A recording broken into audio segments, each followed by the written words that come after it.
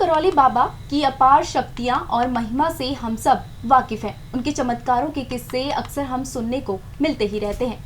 कैची में स्थित बाबा के आश्रम को काफी ज्यादा चमत्कारी माना जाता है। नीम करौली बाबा ने सन 1962 में कैची धाम की स्थापना करवाई थी, जहां आज हजारों की संख्या में भक्तगण आते हैं और अपनी मनोकामना पूरी करते हैं।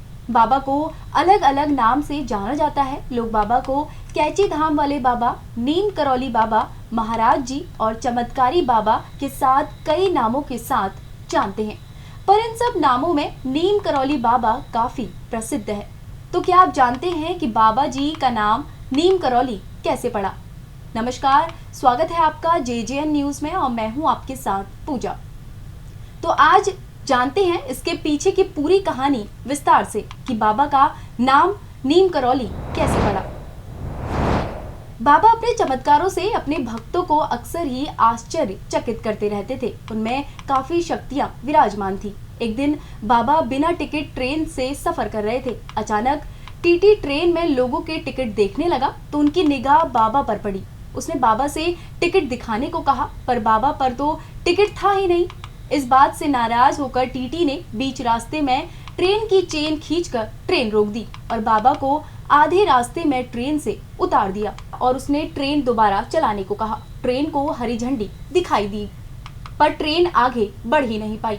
ट्रेन मानो जैसे वहीं पर जाम हो गई हो, जिसे देखकर टीटी हक्का बक्का रह गया। ट्रेन के चालकों ने बहुत कोशिश की, लेकिन ट्रेन 1 इंच भी ना हिल सकी। इस पूरी क्रिया में ट्रेन में बैठे सभी लोग देख रहे थे, पर किसी ने कुछ समझ नहीं आ रहा था कि आखिर ये हुआ क्या।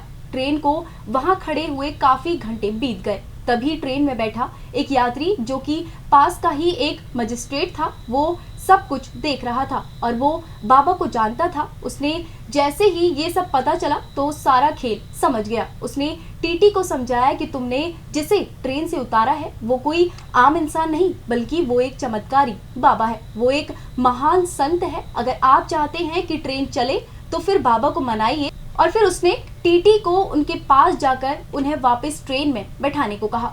टीटी बाबा के पास जाकर माफी मांगता है और उनसे वापस ट्रेन में आने को कहता है। बाबा ट्रेन में वापस आते हैं और इसी जगह पर रेलवे स्टेशन बनाने को कहते हैं। टीटी भी उनकी बात एकदम मान जाता है। बस फिर क्या था, बाबा ट्रेन में बैठते हैं और ट्रेन चल पड़ती है और बाबा के आदेश पर उसी जगह पर आज भी रेलवे स्टेशन बनाया गया है। आज भी वो स्थित है और जिसका नाम है नीम करौली।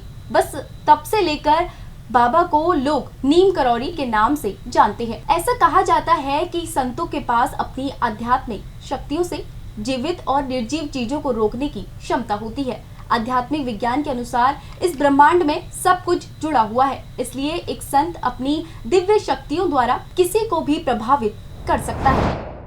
यूं तो बाबा के और भी चमत्कार देखने को मिले हैं, लेकिन ये ट्रेन वाला चमत्कार काफी चर्चाओं में है और बहुत ही कम लोगों को पता है कि बाबा का नीम करौली नाम ऐसे पड़ा। तो ये थी हमारी आज की खास पेशकश बाबा नीम करौली के बारे में। इससे जुड़ी और अपडेट्स के लिए आप बने रहिए JJN न्यूज के साथ। धन्यवाद।